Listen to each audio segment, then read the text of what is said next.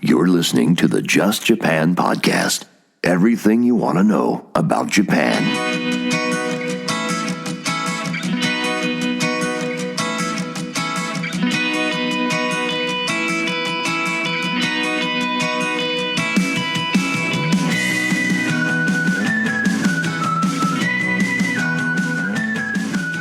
Well, hey there, everyone, and welcome to episode number 203 of the Just Japan podcast. My name's Kevin O'Shea, and I'm coming to you with an episode all about Japan. And this week's episode, I'm going to be chatting with Casey Bean, who is the host of the well-known Japan-based podcast, The Bean Pod.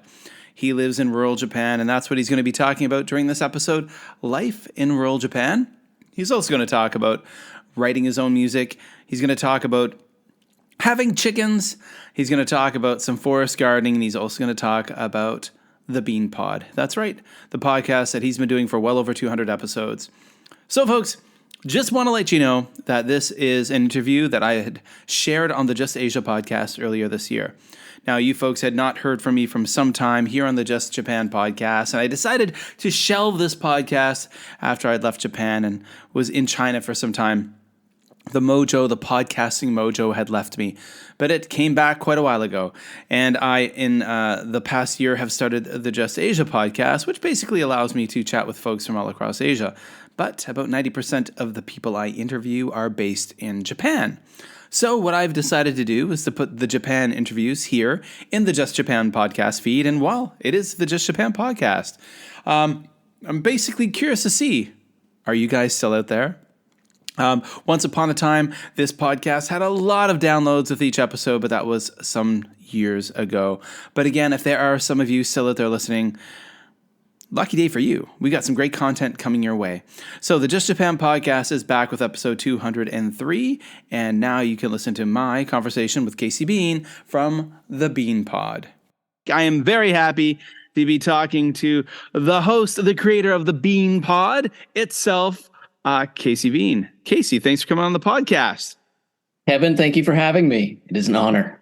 Oh, well, thank you very much. This is really cool. Actually, just before we hit the record button, we were just kind of conversing and saying how it's neat to do these kind of things when you get to actually chat with people that you've interacted with and followed on Twitter for some time. That kind of happened a few weeks ago when I had Paprika Girl on. Ricky. Oh, okay. Yep. Been following her for a long time. To have her on the podcast was pretty cool. Yeah. So, hey, you're here on the podcast because you're someone I want to talk to, and you're someone I know the listeners would like to hear the story of. So I was wondering if you could just tell us a little bit about yourself and where you're from and where you are in Japan. Okay. Yeah. My name, as you said, is Casey, and I'm from Massachusetts in America. Am I doing my origin story right now, or just a bio?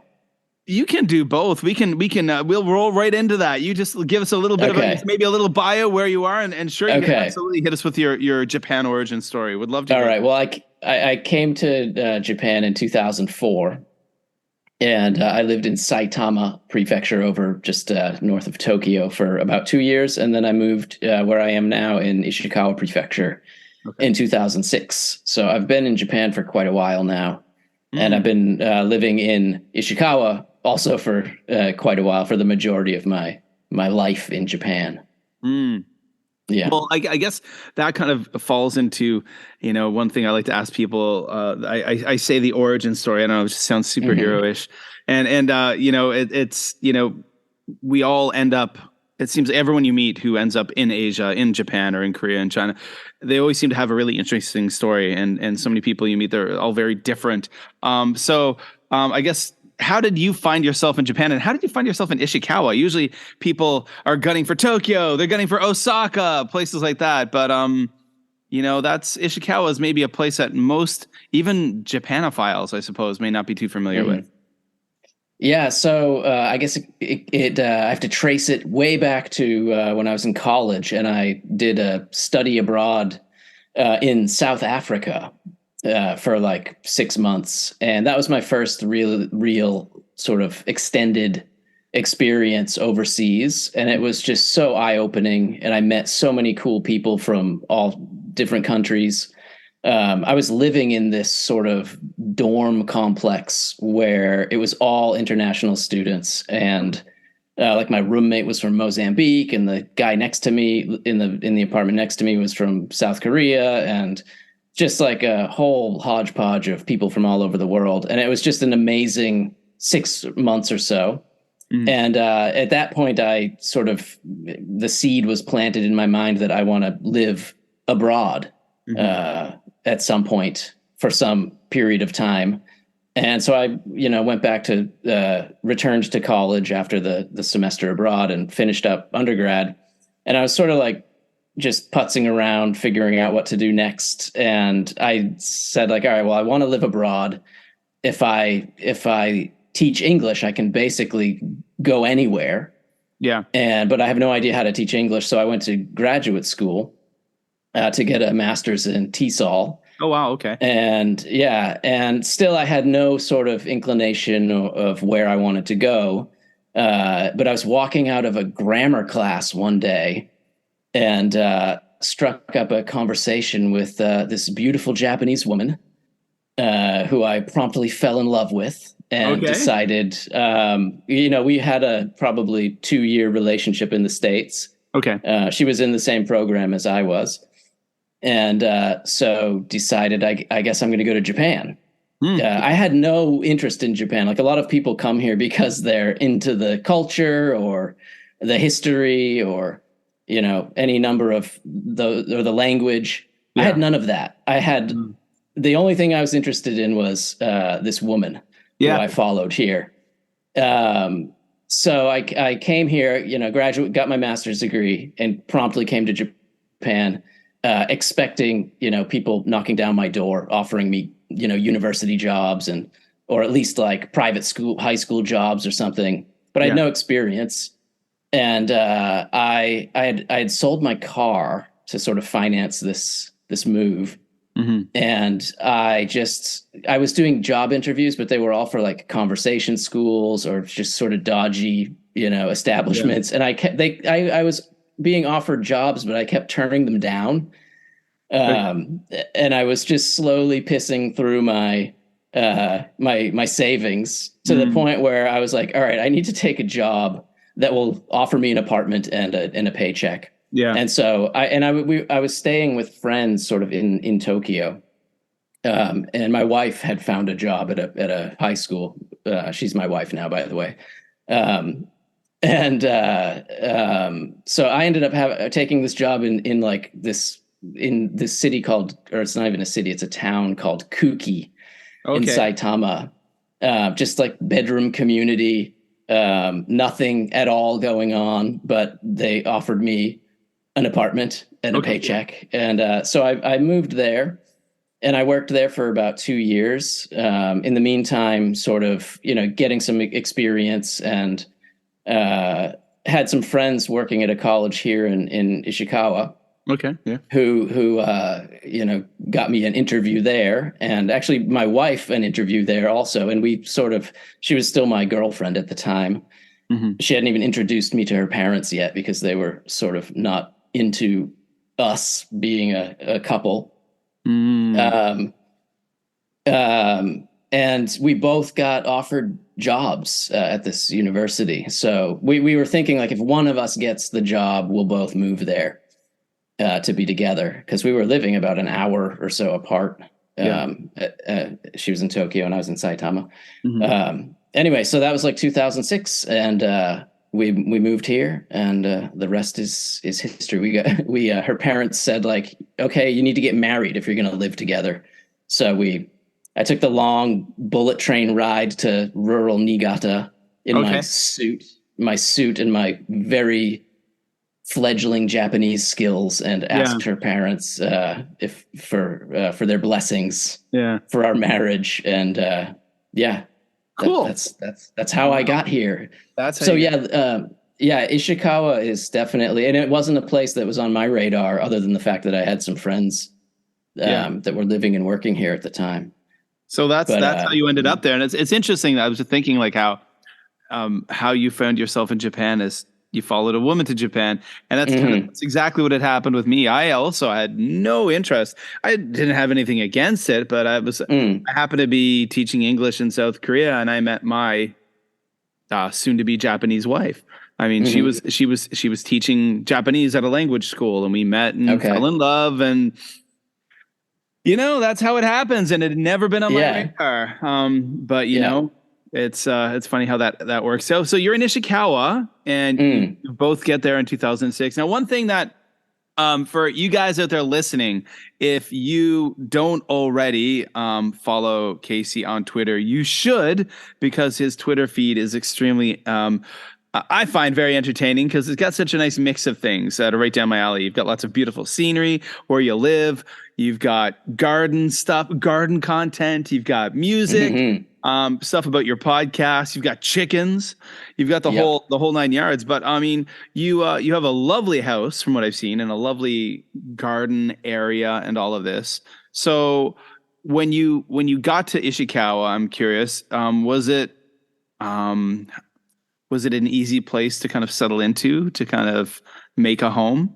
Because those rural kind of, it seems to be kind of a rural area where you are, because I hear you talk on your podcast about going into Kanazawa. It seems like it's a bit of a journey to even get into the city. So I'm assuming it's kind of small town living. How was that as an adjustment for you?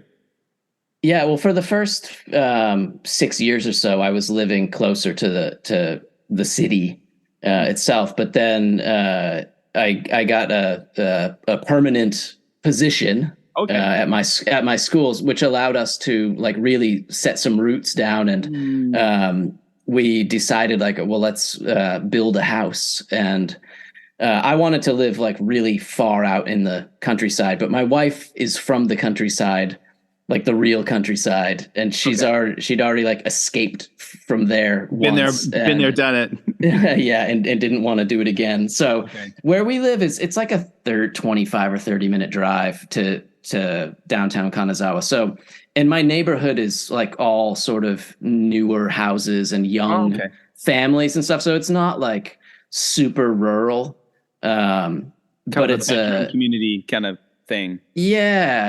And also like people who work in like Komatsu, which is a sort of, it's not like a city, but it's a larger sort of hub in the area. Okay. Yeah. It has a lot of businesses and factories and things like that. So it's like a really good mix. Like I have trees all around my house, and the mountains are really close. The ocean's really close. So I feel so fortunate to have like found myself here, because as I said, like it wasn't on my radar at all, but I grew up, in Massachusetts, right on the ocean.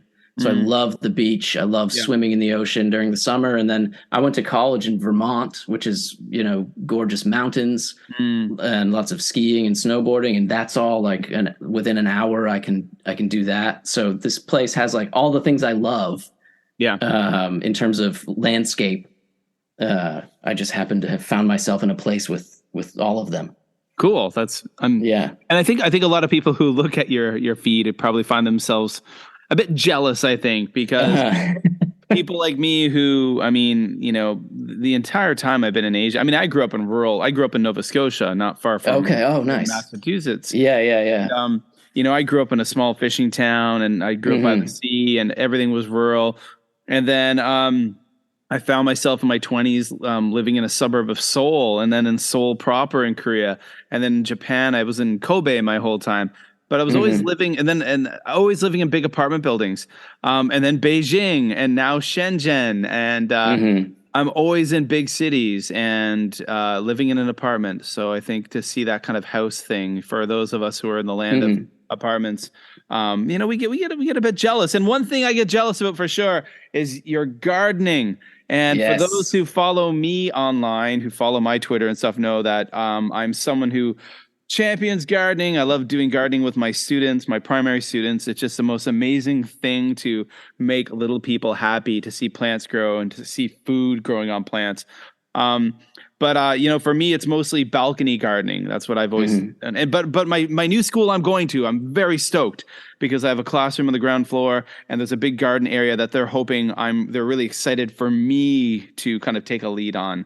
Oh, So sweet. I've already been telling my wife, you can expect I'll be putting in a lot of like late hours at school, not doing the typical schoolwork, but like literally there's a big garden that I'm kind of the school is hoping I'm going to turn into something awesome, and I'm excited about that. But yeah, so you post a lot, you talk about on your podcast, the Bean Pod, about you always give garden updates each week. You share a lot of photos on your Twitter. Tell us about the gardening thing, because you've got a pretty awesome space. Were you a gardener when you were younger? How did you find this? How did you discover this? And tell us all about it. I will, but before I do that, I want to say, like, one of the first things I remember about you, Kevin, is when I found your Twitter page, you had like a pinned tweet, sort of celebrating clover, right? Yes, white clover, and that is like far and away my favorite, definitely my favorite ground cover. Yeah. And so I was like, oh, this guy gets it. He's like. He realizes how amazing clover is. I love white clover. A quick aside, a couple of things. My wife's extended family live in rural Osaka Prefecture, and they used to have a farm, and they had rice fields and stuff. And I can remember going there when I first arrived in Japan, and then when my son was born, we would go there, and he'd get to ride on his great uncle's tractor. And they would use clover as a cover crop, which is amazing because it's such a great form of nitrogen. And my son would ride on the tractor as he would my uncle-in-law would till it into the ground, which is really neat. Right. And then fast forward, I was working at an international school in Kobe, and we had this big lot that was just dirt, not soil, dirt, nasty, barren. And they're like, hey, Kevin, can you do something with that? So I remember going to Konan Home Center and buying a couple of big packs of white clover seeds. And I seeded the area, and then it just, clover's clover. It grew really well. But I remember the second year when it all grew and all the flowers appeared. And we had bees and butterflies everywhere. And I really fell in love with clover then. Yeah, it's amazing. But so there's my clover. The guys, everyone listening, clover. Yeah, it's the real deal. It's the real deal. Don't underestimate clover. It's not a weed. It's awesome. No. So tell us about this gardening and how you got into it.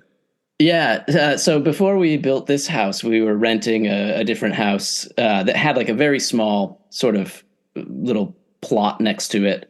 And I started just growing some vegetables there for the first time. And then one of the old guys in the neighborhood saw that I was doing that, and he said, there's a hatake, the field, where people, the owner of the field sort of loans out sections of it to people who want to use it for gardening. So then I borrowed that for like a couple seasons and really got into it. So when we were looking for land for our house, and I'd come to the reality that I wasn't going to be living like way out in the boondocks countryside of Ishikawa. But I did prioritize, like, I want to find some land that has enough space for me to have like a big garden. And at that time I was thinking primarily like vegetable production. And so we got this place and moved in. And the first year I grew a bunch of vegetables, but then in the winter it was just like barren. And I'd been reading a blog by a American guy in Japan who was really into forest gardening and permaculture and everything. Yeah.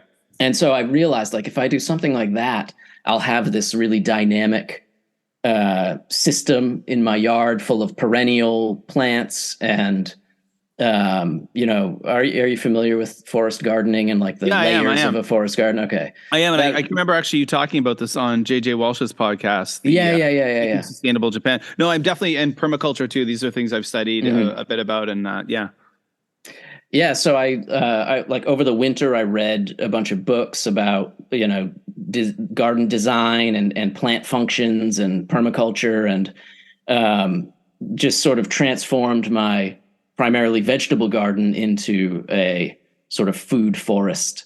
And Okay, that was well, about, actually, I was gonna just to stop. I'm Mm. sorry. One thing I don't realize is that actually probably I do realize now is that a lot of people listening probably have no idea what forest gardening might be or a food forest. So, also while you're explaining this, if you could just kind of in a nutshell to the listeners explain what that is. Yeah, so basically, a food forest is designed around a couple different principles, design principles. The first is this concept of layers, and you get I believe, seven layers. So you get like tall trees, you get the sub canopy, like shorter trees. Then you get shrubs. You've got herbaceous perennials, things like echinacea or oregano is probably more of a cover crop, but a ground cover. But low like perennial flowers and herbs and things that come back every year. Then you've got ground covers. You got vines, things like kiwi and grapes. Okay. And then you've got the sort of underground layer of things like Jerusalem artichokes, perennial sort of things that grow underground that come back every year. Things like myoga, Japanese ginger. Yeah. So you've got that sort of structure, and then you've got this idea about guilds, which is where you plant a group of plants together, and with the intention that they benefit each other. So, like in my garden, I'll plant like a nitrogen fixing tree, and then around it I'll plant fruit trees that will feed off the oxygen or the nitrogen. Okay. And then you might have some other plants that attract bees and butterflies and like good pollinating insects. And some other plants that might accumulate different minerals. Things like comfrey. Are you familiar with comfrey? It's a plant that has like really deep roots, and it sucks, what is it, like potassium and I can't remember, but some like important minerals that are important for fruit bearing trees. So, the idea is that it sucks these minerals from deep under and up into its own leaves. And then those leaves drop off and feed those minerals back into the surface of the soil where it's accessible to the fruit trees and things like that. So you get this like little ecosystem, and it's very dynamic. And there are a lot of other sort of finer points to it, but that's the main idea. Yeah. Cool. And you want to focus on perennial plants as opposed to annual things that you have to replant every year. Yeah. Yeah. Cool. And you've been, at this garden for some time, and you're not just gardening now. One of the more entertaining sides of your Twitter can be at times the hijinks and the zany life with chickens. Yes. So when did you decide to get into critters? Because you've also got, of course, I know you've got some babies, some little chicks at home right now. And then there's the infamous Pinot. Pinot, yes. She is infamous at this point. We got chickens about 5 years ago, I think, for the first time. And that was sort of like an extension of permaculture and the fact that you're raising your own food, whether you're just eating the eggs like we do, or you're actually culling the animals to eat them. But you've got the eggs, and then people say like the chickens are good for the garden because they eat bugs and stuff. But I think that's a little bit of rosy view, because when I let my chickens out, they just destroy everything in the garden. But then you get like, I've heard you talk about that on your podcast. They do more damage than good. Yeah. Maybe I'm doing it wrong. But when I let them free range, they just dig everything up and do more harm than good. But you can, like, I clean out the chicken run, and then you have all that manure that you can put into the compost or into the garden. So they are a beneficial addition. Yeah. And Pinot is you want me to talk about? Yeah, absolutely. Because this is, Okay. I mean, I show your videos of like Pinot to my kids. I'd be like, watch this. And they're like, that's awesome. Yeah. Pinot's a silky. So she's all white. She's a beautiful chicken, but she's weird and she's very aggressive most of the time. I think what happened with Pinot was when she was young, I buy a few chicks in the spring, and they get sort of a bond among the 2 or 3 of them. And then I introduce them to the larger flock once they get big enough. But Pinot I bought like on a whim. One spring, I wasn't getting any other chickens, but they were selling cute little silkies at the local home center. And so I bought Pinot, and I made the mistake of introducing her, first of all by herself, which makes her like an instant target for all the bigger birds.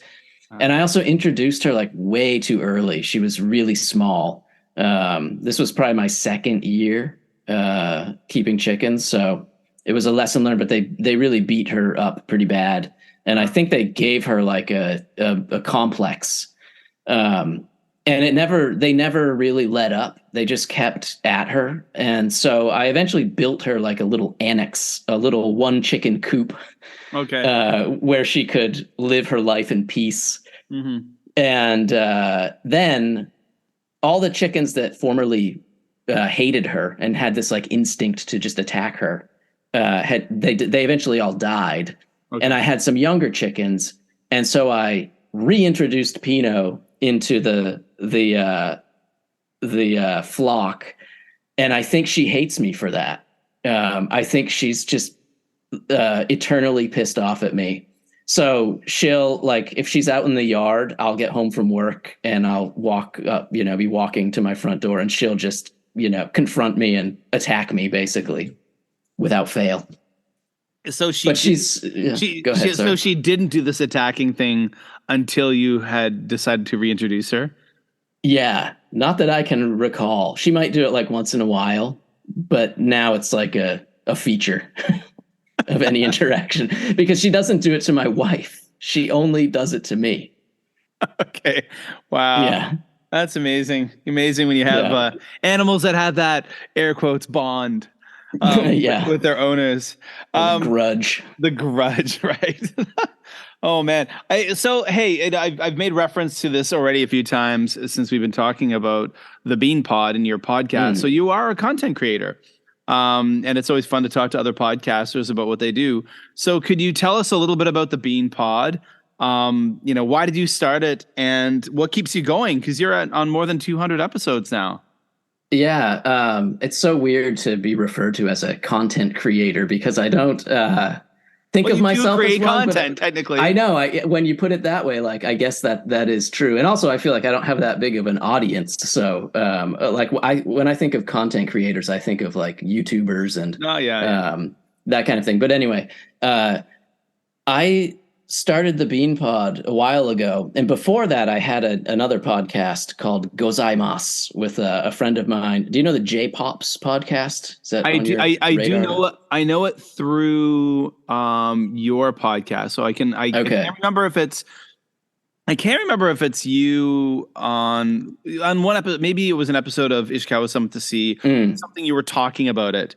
And I hadn't heard of it, but I actually went and subscribed to it. So since I heard you mention it, maybe I want to say a few months back somewhere. Mm-hmm. And so I do know of it. So the J-Pops podcast. Yeah. Yeah. Well, my first podcast was with one of the hosts of the J-Pops, and then he sort of lost his will to pod. But I didn't. I wanted to keep going. And so that's when the Bean Pod was born. Okay. And I've just been doing it for I don't know how many years at this point. And I took like 6 months or a year off in between. Okay. So imagine, Kevin, if I'd been going the whole time, how many episodes I'd be up to now. I don't know. Hey, like 300 or 250, 300. I mean, like for me, for example, like with my Just Japan podcast, I made it to like 201, and that's a huge feather in my cap for me. I'm very proud of that, because I've had many others sputter out and die much earlier than that. And it's the motivation factor can be hard. Like you mentioned that your co-host lost the will to do it. I too have lost the will to do other podcasts. And that's why I started this one, the Just Asia, because it's very much in the spirit of my Just Japan podcast, where it's about me talking about fun stuff with fun people. The ones that I tend to burn out on are ones that are kind of work related. I do education podcasts, and when I'm working all day long and then I'm coming home and talking about the same thing, it can kind of be interesting sometimes, but eventually I find after 20 or 30 episodes, I'm like, yeah, gonna stick a fork in that one. Yeah, it's more work. Yeah, it kind of feels like that sometimes. Yeah. Yeah. So, sorry, what did you want me to talk about? What did you want me to say about the Beanpot? So what has been keeping you going to this point? I mean, you just recently celebrated your 200th episode, kind of had a big episode for that. And you're still going. And I guess, yeah. So why haven't you burned out?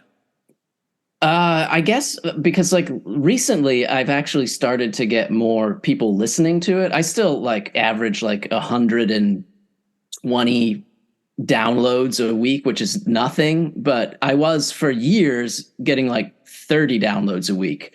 And actually Twitter has been a huge boon to the Beanpod.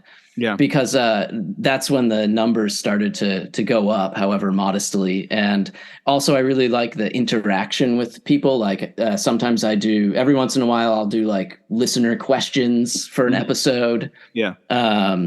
It's just been a good way to get in touch with people. And so, and people, I've gotten positive feedback about it. Like it's kind of a boring podcast, but it's like just so mundane in daily life. It's not like super, my, exotic Japanese life. It's really like I give a weather update and a garden update. If there's anything, interesting to me happening in my life that week, I'll talk about it. And then I play some music on my guitar. So people seem to like it for some reason. I was going to say it's remarkable what people do find interesting. I mean, I listen to the Beanpod and I don't know, there's just something kind of nice to hear people just kind of talk about the regular kind of life that they have that's kind of similar to your life. I think a lot of the content we hear out there, like you already say, you mentioned earlier that you find it kind of weird being referred to as a content creator, because I think maybe when we think about content creators in Japan, you're thinking of Chris Broad from Abroad in Japan. Right. Like, I know my kids are a huge fan of his. I love his stuff too. Like it's high quality, very professional, funny, awesome, and very different. And he's having like adventures and things that a professional content creator does in order to have a successful, exciting channel. But that's not we don't get to do, normal people like me and you don't get to do that kind of fun stuff all the time. Right. Forever. Because that's a few episodes back, I had a guy on Andrew Higgins in Japan from YouTube. And he talked about, how, he always wonders with his own YouTube channel why so many people would want to watch it, because he would just make a video where every Friday where he'd drive home from work and just be in his car talking about his week while he drives home. And he lived in like rural kind of like north of like around Saitama area as well. But people are just interested in that. I mean, I suppose some of my favorite YouTubers are people who just go camping. I'm gonna be honest. I just love, and they'll make these videos and these are guys, there's some out there who have millions of subscribers where they literally will have a 30-minute video each week where they literally just go out by themselves with a tent and like cook food and like cut down trees and make a little shelter and talk about it. And that's it. Yeah. There's something wonderfully simple about it. Right. It doesn't have to be really flashy. And I think there is something appealing. Like a lot of content creators are like the focus is in Japan. It's Japan and like the novelty of Japan or something like that. Whereas what I'm doing is I'm the focus of the podcast, for better or worse. I'm just in Japan. I would probably be making the Beanpod if wherever I was. Yeah. Well, that's the great thing is, I mean, it's about your life. The focus is what you're doing, I suppose. And it's really great. But it's not the only podcast you do. Can you tell us a little bit about Ishikawa Summit to See? You have a partner in crime for that one. I do, yes. Far less successful podcast, I have to say. But Ishikawa Summit to See is a podcast I make with my good friend Joseph Fowler, who's from England. And you should have him on as well, Kevin. He's an entertaining guy. He just had a baby, or his wife just had a baby, though, so he's barely. Maybe I got to give that a few months before. Yeah, his head's spinning pretty hard right now, but Yeah, yeah, this is same. It's funny, like all my friends are having babies around like right now, and my kids are 13 and 11, so they're completely tied down and unable to do anything, whereas my kids are old enough now that I'm like starting to be able to have fun again and go out and do stuff, but everybody else is busy with babies. So I'm with you. My daughter turns 10 on Monday, and my son is 13 in July. Okay, but I'm now I'm not allowed to go now. I play with a band sometimes. I play drums. Oh, nice. Band and, yeah. I've seen your posts. Yeah, so these are things that I had put on hold for many years when they were little ones. But now my wife's like, yeah, go out and play. Like the kids, they don't need you. No, they're at the locking themselves in their rooms stage now. So yeah, exactly, on devices with iPads and switches. Yeah, they don't need me at all. Right. Yeah. Anyway, Ishikawa Summit to see. Yeah, it's like more of a I would say comedy, but the level of humor is debatable. But yeah, so we actually do this every 2 weeks. It's evolved. We used to have guests, and then that was just too much work. And then it was just the two of us. Somehow the episodes are really long. They're like 90 minutes long and just like inane. They drift in and out of interesting conversation to just babbling. But we have a few different segments every week, and we enjoy talking to each other. So we figured we'd just sort of, give everybody else the option of listening to us talk to each other as well. Interestingly enough, one of the cool things I find about having a podcast with a friend. So I do have another podcast that I'm pretty consistent with, but it's very niche. It's about a game. It's about a geolocation game similar to geocaching.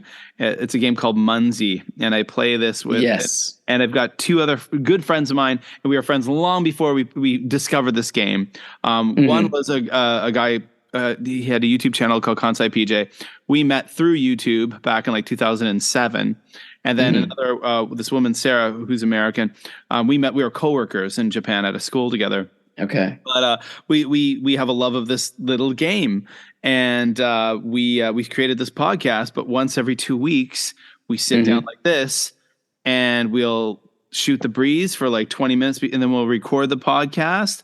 And then they're both friends with my wife, and they know my kids. So then when I turn the recording off, the Zoom continues. I walk around the house. My kids come over and talk to them, and it's just it's a fantastic scheduled excuse to talk to friends.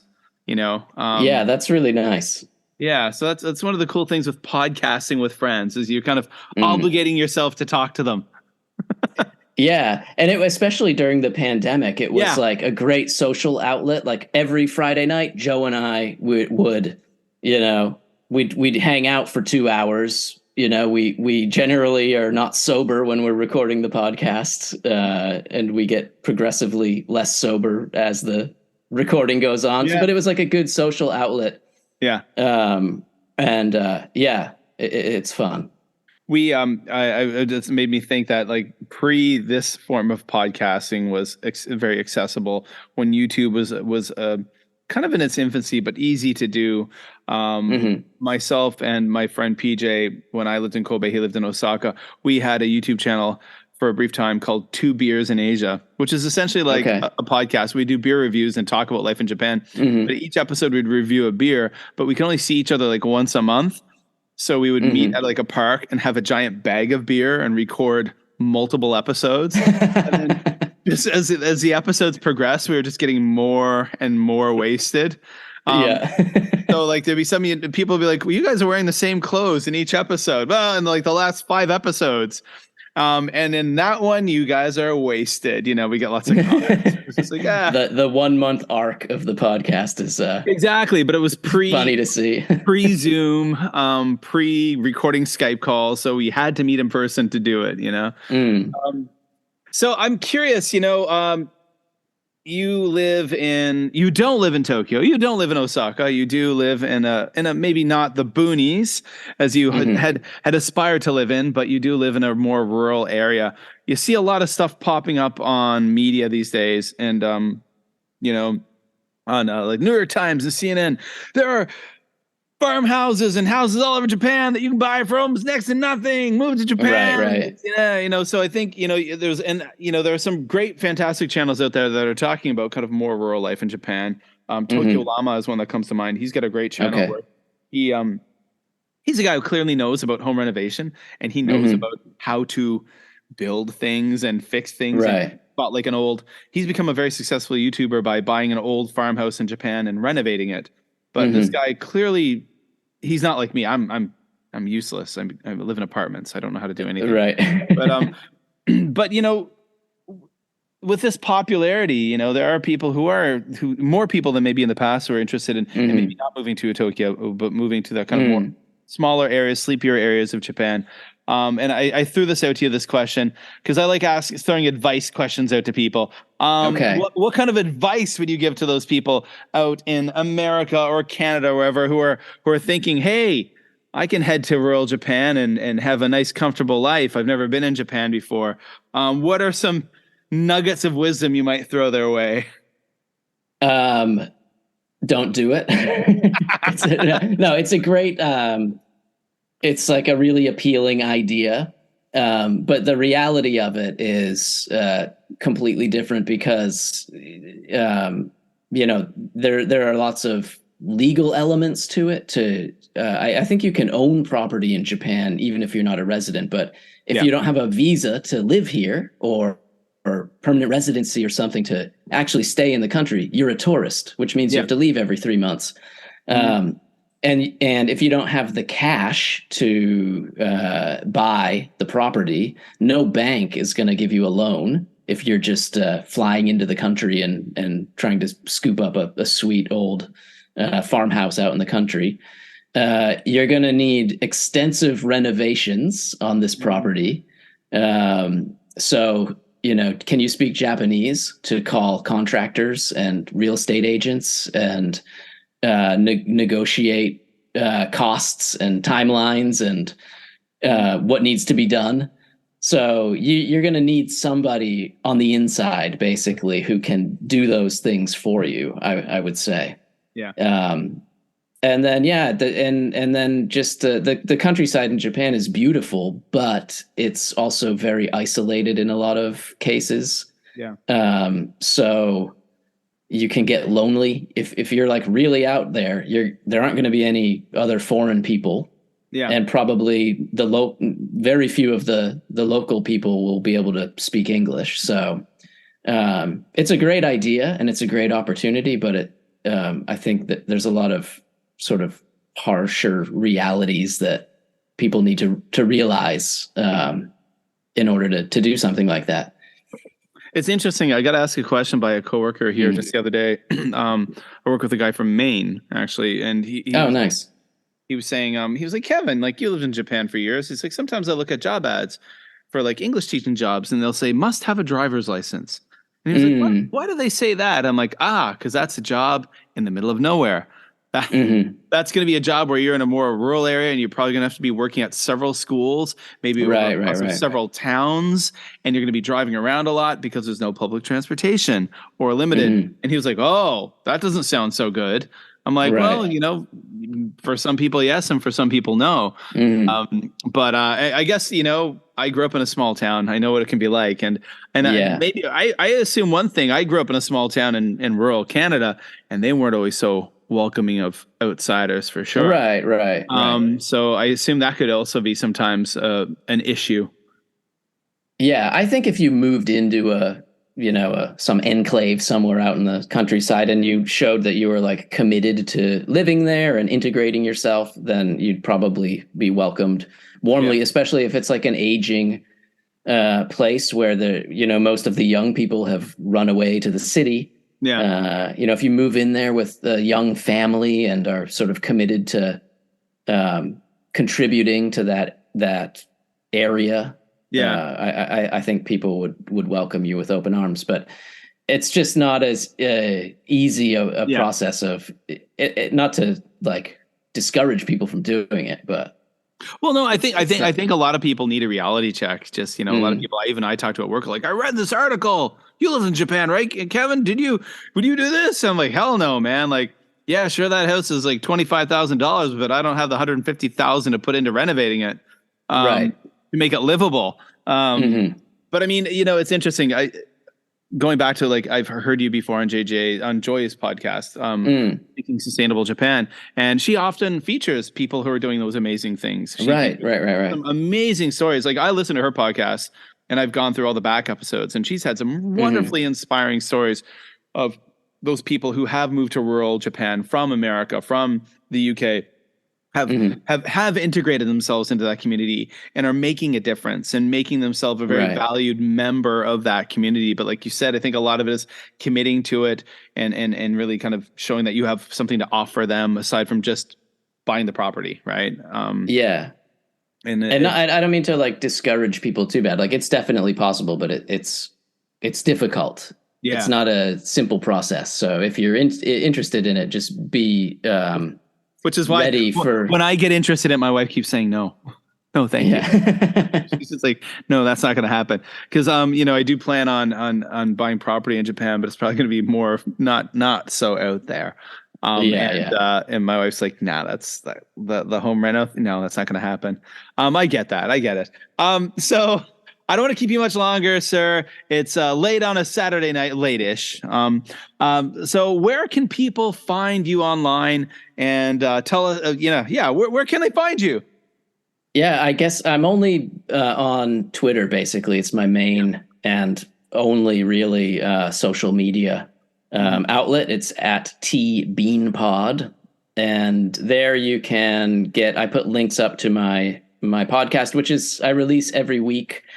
I guess now I'm probably doing it like Sunday nights, Monday nights. It's sort of in flux, but at some point during every week, I release an episode, trying to get back to a more regular schedule.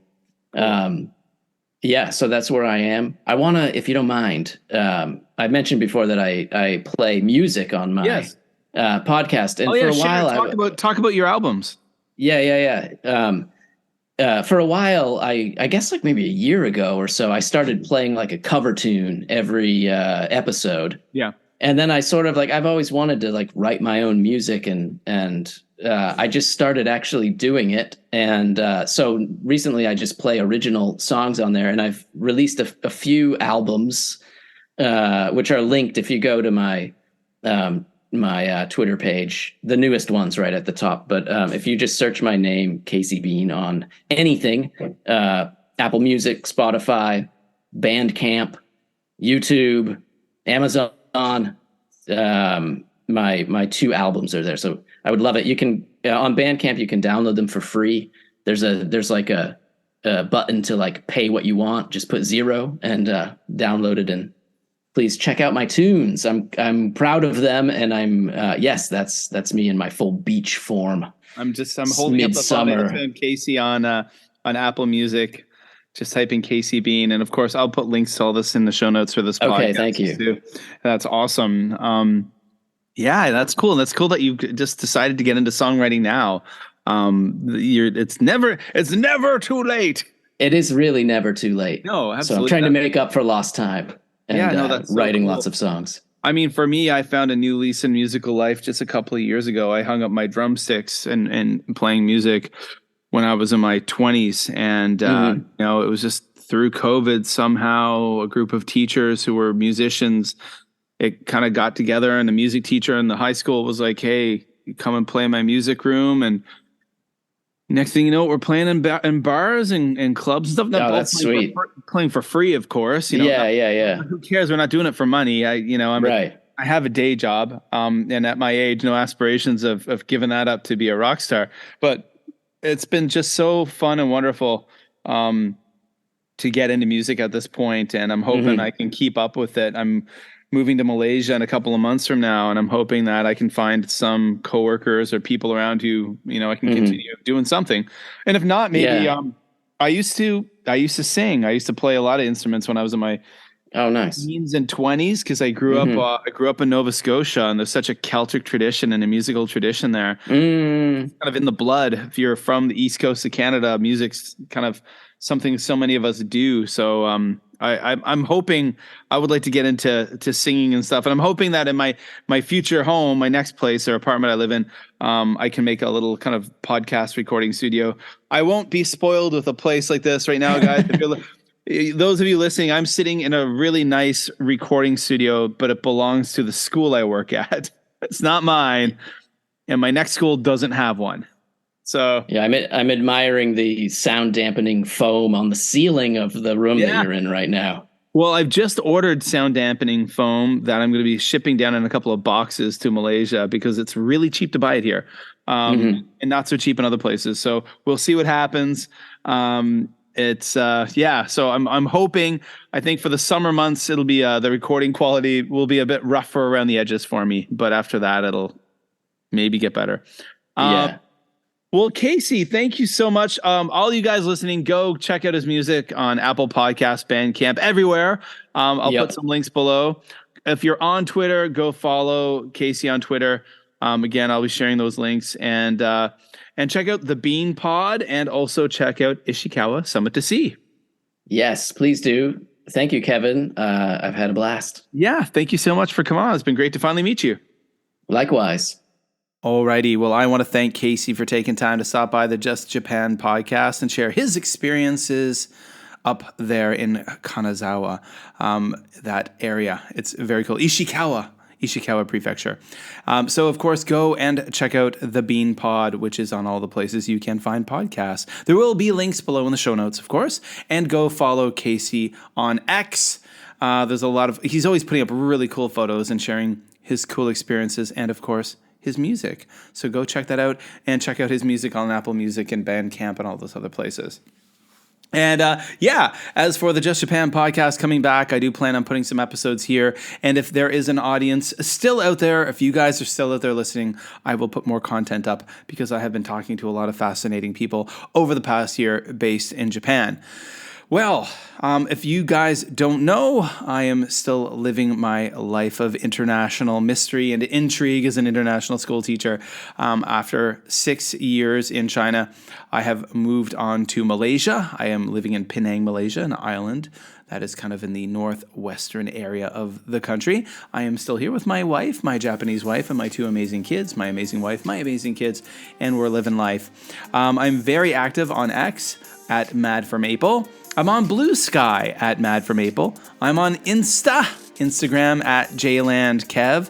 And of course, you can go check out the Busan Kevin, the Just Japan Podcast Facebook page for action. The links are below. They're all below. So if you guys like this, please let me know. Oh, of course, you can also email the Just Japan Podcast at justjapanpodcast@gmail.com. Let me know if you listened to this. Let me know if you liked it. If you did, and I see people are listening, I will add more cool interviews to the Just Japan podcast feed. Episode 204 will come your way very soon. Well, that's it for me, folks. And as I always used to say, in years gone by, wherever you are in the world, I hope you're happy, I hope you're healthy, and I'll be talking to you really soon.